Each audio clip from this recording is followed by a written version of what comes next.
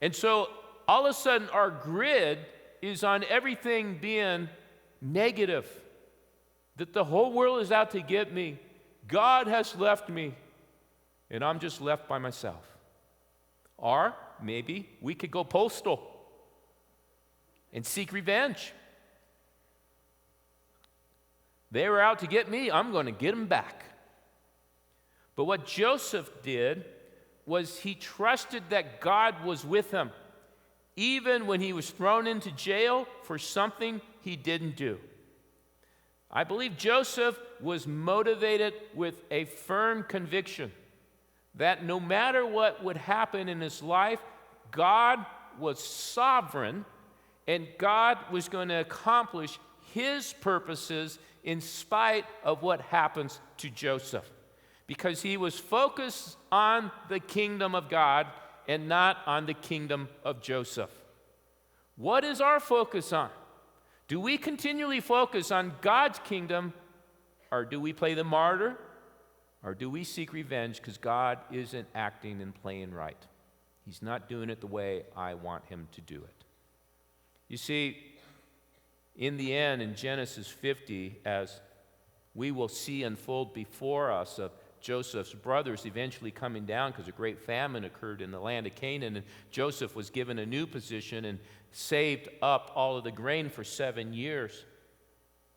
And the brothers came down, and Joseph was able to provide for them. And as he reveals himself to his brothers, and they're afraid that for their lives that their brother who they betrayed was going to take revenge on them, Joseph, in his mercy, he said in Genesis 50, verse 20, "As for you, you meant evil against me, but God meant it for what?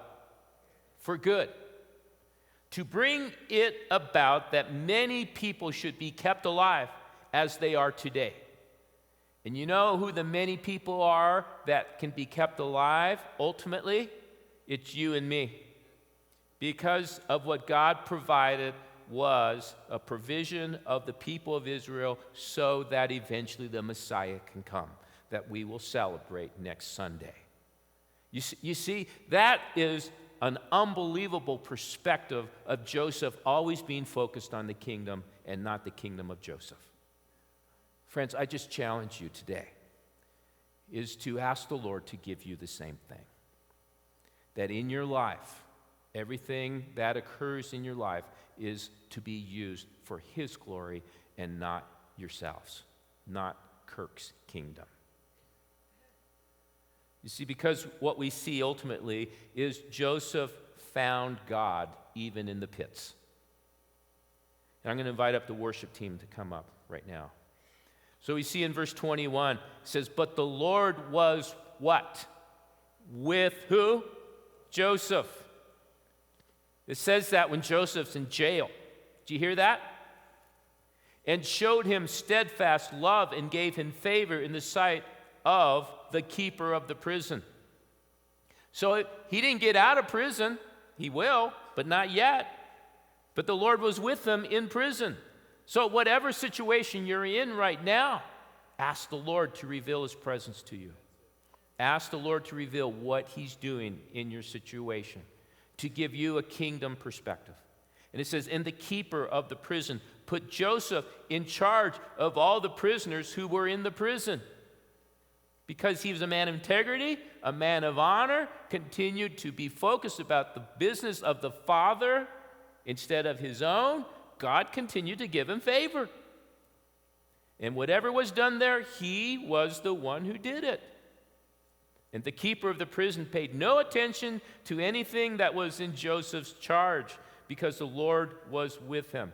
And whatever he did, the Lord made it succeed. Because the Lord was what? With him.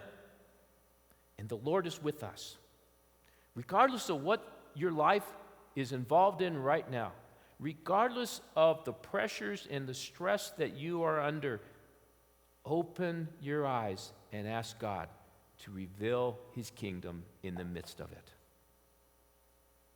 God was with Joseph as he was in Potiphar's house, and He's with him as he's in prison. Joseph never lost touch of the Father's love.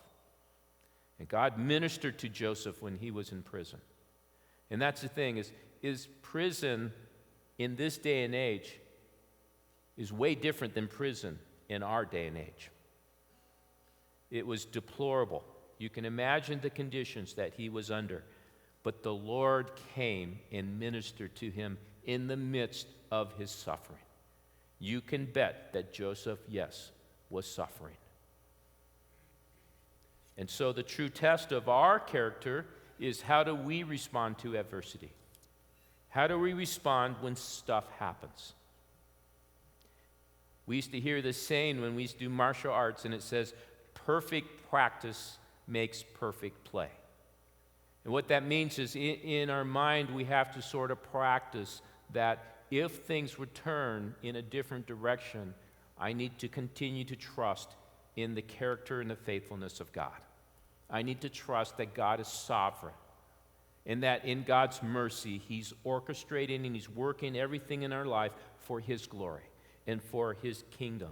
We got to get that settled in our hearts and in our minds. And so when the winds of adversity hit us, we can bend like a reed and then be able to spring back up. We're not entitled to God's blessings. We think we are. But God, in his mercy, is always working all things together for his good. Romans 8:28. It says, and we know that God causes all things to work together for good to those who love God, to those who are called according to his purpose. The reality, friends, is the good spoken here is not our comfort, it's not our pleasure, and it's not our happiness. But what it is God's kingdom and his purposes fulfilled in everything in our lives. And we have to gravitate more and more into the position of, God, I just trust you. Lord, I can't figure this out, but I'm trusting you that you have something better planned. Now, one of the things we have, when you go out in the lobby, you'll look on the left side, we have the Sudan initiative, and we have on the board all the 26 church planters that we sent out. It's got their pictures, it's got a little description of them, it's got the village that they're in, and it's got how many children they have and so forth. And we also have these prayer cards that were made out for each of them, and you can grab one or all 26 of them and have them that you can pray for. And I would encourage us as a church to continue daily to pray for these guys, because these guys are facing incredible adversity as they are going into their unreached villages to plant a church. So there's this guy named Pastor Martin, who is the guy on the ground in South Sudan that is working with us to manage and supervise all of these 26 church planters. And they're very accountable. They have to give monthly accounts of everything that has happened in the last month. And until they give a monthly report, Martin doesn't distribute the stipend of the money that you've given to help them in their church plant. And once they have established these 3 areas of getting a church started, building some kind of a church structure, and getting some kind of a micro business started, then the funding stops and the funding is transferred to another church planter. So Martin is our guy doing this, and I really grew to love Martin. He's just kind of a quiet, steady, stable guy that has a great pastor's heart. He has a wonderful church there. But he told us a story that in 2007, this was after the war had ended in 2005 in Sudan. Joseph Kony's army, the LRA, came into that area because there was a vacuum of power in that area, and he was trying to take over that area. And so Martin was in Tourette. He started his church as soon as the war ended. He came back into Tourette and started his church, because he said during the war, Tourette was a ghost town. Everyone had to leave because it was a war zone. And he came and he started his church. And he decided, I got to go get more training. And he found out there was a Bible school in Juba. that road that you saw the bobbleheads in the video and the tanks and stuff. So he had a motorcycle, and after church on Sunday, he'd ride his motorcycle the 90 miles to Juba. He'd go to school all during the week. On early Sunday morning, he'd get on his motorcycle and he'd ride back to Torit to have church with his church. And his wife and kids stayed in Torit. And so one Sunday morning, early morning, he gets on his motorcycle and he comes around the bend and he sees the LRA army standing in the road. And they all got their AK-47s. And he goes, because you know what I would have done? I would have got out of there, but he goes, Lord, I got to get to church, that they need me.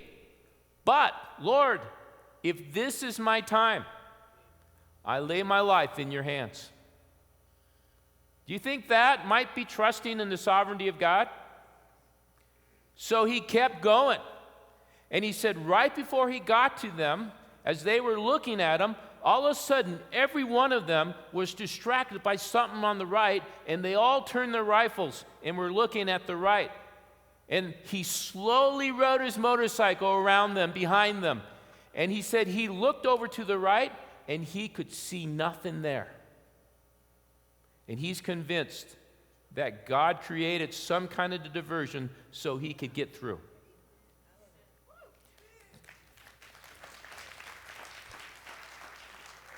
These kind of encounters with him on that road happened 3 times during that period. 3 times he thought, Lord, I need to get to church, but if this is my time, I leave my life in your hands. You see, do you leave your life in a sovereign and loving God's hands? In the midst of your struggles, in the midst of your blessings, do you leave your life in God's hands? And do you live your life for his glory and for his kingdom? That's a challenge for all of us, isn't it? So let's stand, and as we close here, let's give our hearts again to follow Jesus. And let's give our lives to be lived for his glory and for his kingdom today.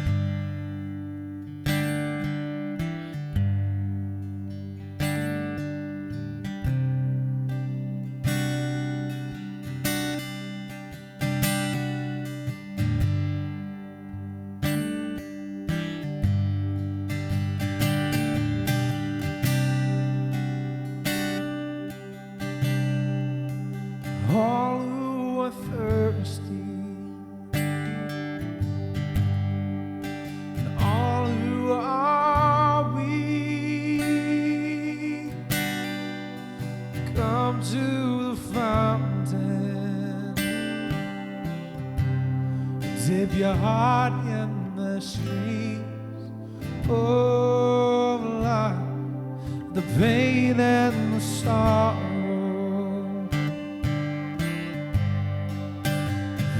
Washed away in the waves of his mercy,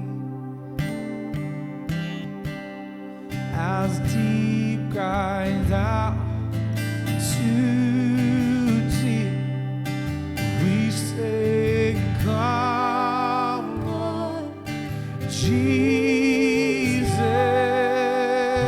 come.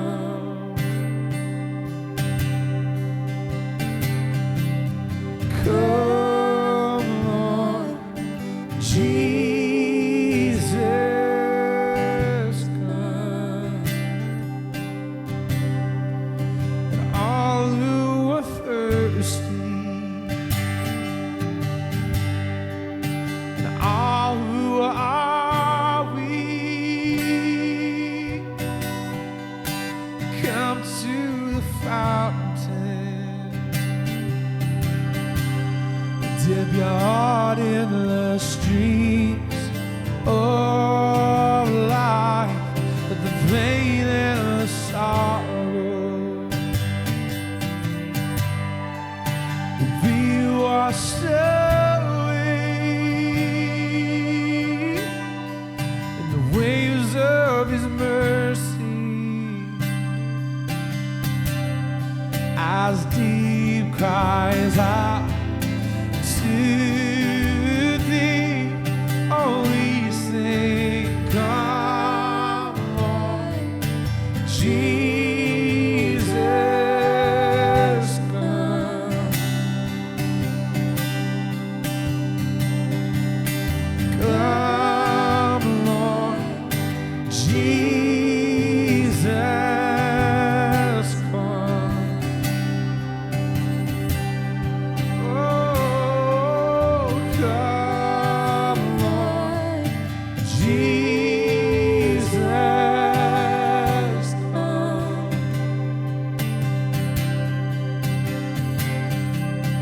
Come, Lord Jesus, come.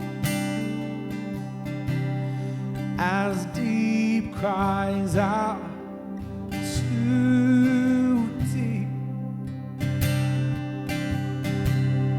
as deep cries out to thee,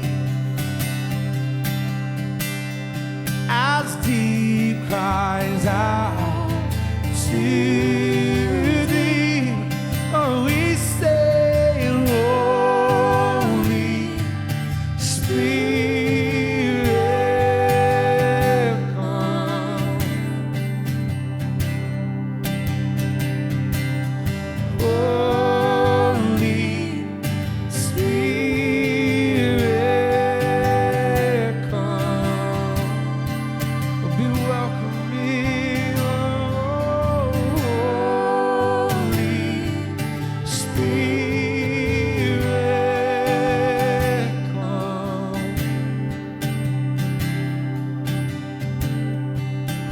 Holy Spirit, come. Spirit, come.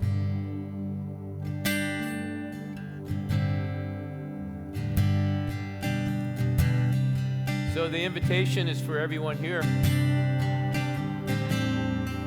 Follow sovereign, faithful, and sovereign God that revealed himself to us in Jesus Christ. Start pointing your hearts to Jesus. Start following him. Listen to his voice as he speaks to you. Start developing a kingdom of God perspective and put God in the center, not ourselves. And let his kingdom come. Ministry team will be up here for any of you that need prayer. God bless you as you go from here. Let's keep our eyes focused on the Lord this week as we prepare for Easter. And don't forget the Secret Church Friday night. Get registered on the website. It's going to be an amazing teaching. God bless you guys as you go from here. Bless you.